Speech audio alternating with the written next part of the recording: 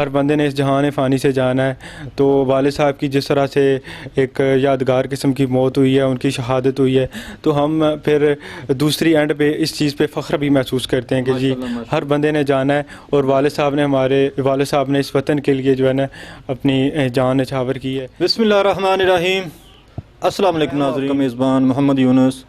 नाज़रीन, जैसा कि आपको नाम से ही पता है कि इसमें हम पाकिस्तानी अपने हीरोज़ को खिराज तहसीन पेश करते हैं, जो असल हीरो हैं, जिन्होंने वतन अज़ीज़ की खातर अपनी जानों की कुर्बानी पेश की, और उन गाज़ियों को भी खिराज तहसीन पेश करते हैं जिन्होंने वतन अज़ीज़ की खातर अपने कीमती अज़ा की कुर्बानी दी और उस पर अल्लाह की रज़ा पर राज़ी हैं, खुश हैं कि हमारी कुर्बानी से हमारा वतन महफूज है, उस पर कोई आँच नहीं आई। तो आज भी हम एक शहीद फैमिली के घर पे मौजूद हैं। मेरे साथ आप दो नौजवान देख रहे हैं, ये शहीद के बेटे हैं। तो इनके अबू शहीद हुए हैं, इस हवाले से आपके इनसे बात करवाते हैं और पूछते हैं शहीद के हवाले से कुछ यादें। जी अस्सलाम वालेकुम भाई। जी वालेकुम अस्सलाम वरहमतुल्लाह। आप अपना नाम बताइए। मेरा नाम अतीकुर रहमान है जी, और मेरे वालिद साहब का नाम जमरोज़ खान है, जो 1996 में जो है ना जाम शहादत उन्होंने नोश फरमाया था। और वालिद साहब जो है वो मुजाहिद फ़ोर्स में ड्यूटी सर अंजाम दे रहे थे, और जो है ना 1996 में क्रॉस फायरिंग हो रही थी बॉर्डर पे, तो अचानक जो है दुश्मन की गोली का निशाना बने और उन्होंने अपने वतन के लिए जो है ना अपनी जान कुर्बान की। जी, जब आपके वालिद शहीद हुए तो उस वक्त आपकी उम्र कितनी थी? जी उस वक़्त मेरी उम्र आलमोस्ट 8 महीने की उम्र थी। उस वक़्त मैं बिल्कुल मतलब कि होश में नहीं था। यानी कि आप अपने अब्बू की वो जो है शफ़क़त वो नहीं हासिल कर सके होंगे। ज़ाहिर है आपके 8 महीने थी, अब्बू ने आपसे मोहब्बत की होगी, शफ़क़त की गई, लेकिन आपने अब्बू को हवास में नहीं देखा जब आपने खुद संभाला। मुझे इस चीज़ का एहसास नहीं है, क्योंकि 8 महीने का बच्चा, उसमें उस तरह की जो है सोच समझ या वो जो उस तरह की वो नहीं होती ना। तो मैंने अपने वालिद साहब की शफ़क़त या उनकी मुझे तस्वीर तक मुझे याद नहीं है। वैसे अपनी फ़ैमिली से उनकी जो है ना पिक्टोरियल रिप्रेजेंटेशन जो है ना, उन्हीं से जो है मैंने उनको देखा है, मतलब कि फ़िज़िकली मैंने उनको देखा नहीं है। तो जब कोई खुशियों का त्यौहार होता है, ईद होती है या घर में कोई शादी का त्यौहार होता है कोई, तो अब्बू की कमी तो महसूस होती होगी। डेफ़िनेटली जी, डेफ़िनेटली इस तरह के मौके पे अपने वालिदैन की जो है ना हर बंदे को कमी महसूस होती है। लेकिन जब बंदा देखता है कि हर बंदे ने जाना है, हर बंदे ने इस जहान फ़ानी से जाना है, तो वालिद साहब की जिस तरह से एक यादगार किस्म की मौत हुई है, उनकी शहादत हुई है, तो हम फिर दूसरी एंड पे इस चीज़ पे फ़ख्र भी महसूस करते हैं कि जी हर बंदे ने जाना है और वालिद साहब ने इस वतन के लिए जो है ना अपनी जान निछावर की है। तो हमें जो है ना इस चीज़ पे फ़ख्र भी होता है। कमी महसूस होती है, हर मौके पे वालिदैन की कमी महसूस होती है, लेकिन हम फिर सब्र करते हैं और अल्लाह का शुक्र अदा करते हैं कि हमें भी जो है ना इस तरह की मौत जो है नसीब हो। जी जी नाज़रीन, देखा आपने एक बाहिम्मत नौजवान बेटे की अपने वालिद के हवाले से उनको वो खराज तहसीन अच्छे अल्फाज में पेश कर रहे थे, और वालिद की शहादत पर वो माशाल्लाह नाज भी कर रहे हैं कि अल्लाह ने ये हमारी फ़ैमिली को एजाज़ बख्शा कि मेरे वालिद शहीद हो गए हैं। बेशक वो मासूम बच्चे थे और आज भी वो छोटे अभी नौजवान ही हैं। इनके अब्बू की आज भी इनके अब्बू को अपनी शफ़क़त की ज़रूरत थी, लेकिन वो समझते हैं कि ये शफ़क़त ना सही, लेकिन मेरे अब्बू ने जो काम किया है, जो मिशन किया है, वतन की खिदमत की है अपनी जान देकर, तो उस पर मैं अपनी सारी खुशियाँ शफ़क़तें अपने वालिद की कुर्बान करता हूँ। सुबहान अल्लाह। आज भी हमारे माशरे में, हमारे मुल्क में ऐसे नौजवान बा हौसला हिम्मत वाले हैं कि जो कुर्बानियाँ पेश करके भी खुश हैं, नाज़ा हैं कि अल्लाह ने ये हमें एजाज़ बख्शा है। यकीनन ये छोटा एजाज़ नहीं है शहादत का। तो ये मेरे बाएं तरफ उनके बड़े बेटे भी बैठे हुए हैं, तो आइए इनसे भी आपकी कुछ बात करवाते हैं। जी अस्सलाम वालेकुम। वालेकुम अस्सलाम वरहमतुल्लाहि वबरकातुहू। जी अपना नाम बताइए। मोहम्मद अख्तर सन ऑफ हवालदार जमरोज़ खान, शहीद 655 मुजाहिद बटालियन।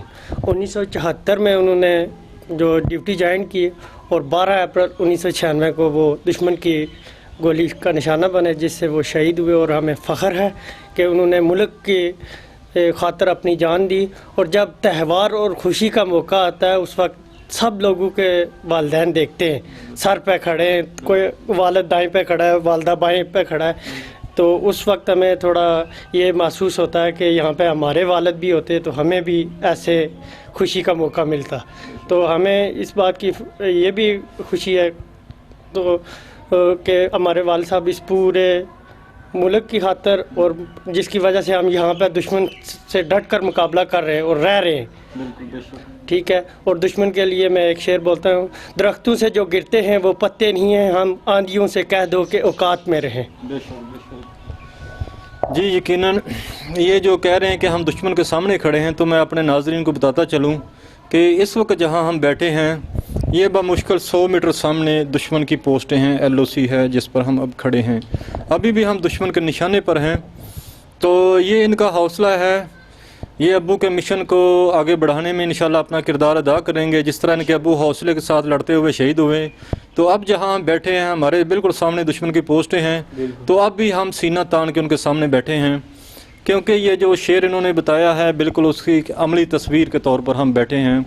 और यहाँ पे आने का मकसद ये था कि इन लोगों को बावर कराना कि ये अकेले नहीं हैं, हम इनके पीछे हैं, इनके पुश्तीबान है, इनको हौसला देने आए हैं, इनकी हौसला अफजाई करने आए हैं, इनके साथ इजहार यकजहती करने आए हैं कि इंशाल्लाह हम आपके हर दुख दर्द में आपके साथी हैं।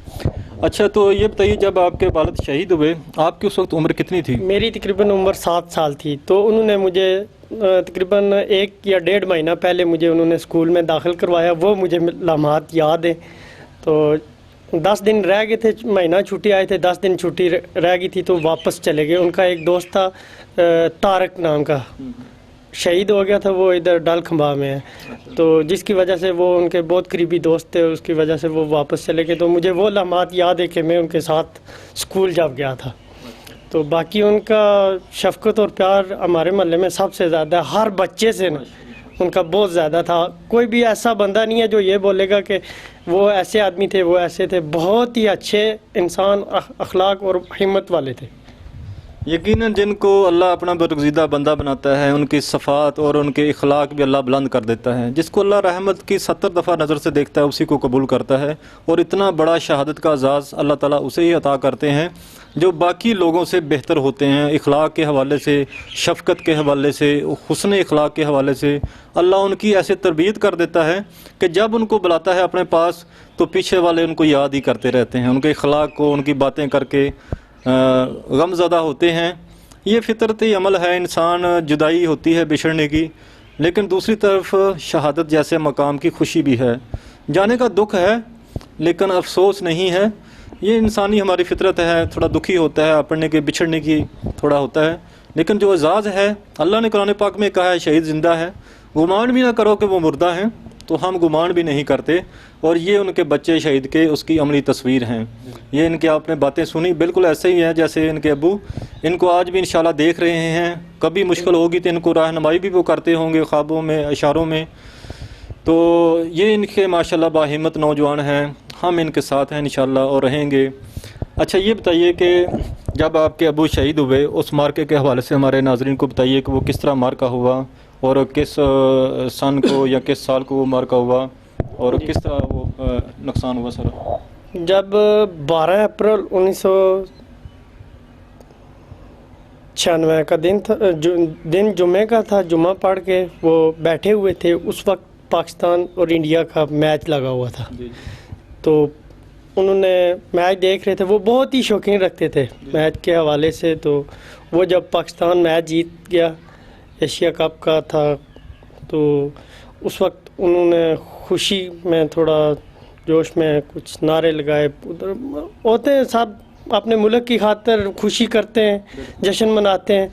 तो इस हवाले से दुश्मन को वो खुशी पसंद ना आई, जिसकी वजह से वो 12 अप्रैल 1996 को शहीद हुए। जुमे का दिन था, तो मुबारक दिन था, बहुत ही ज़्यादा मुबारक दिन था, और जिसकी वजह से वो शहादत नोश फरमा गए थे। तो उनके सर में गोली लगी थी जी।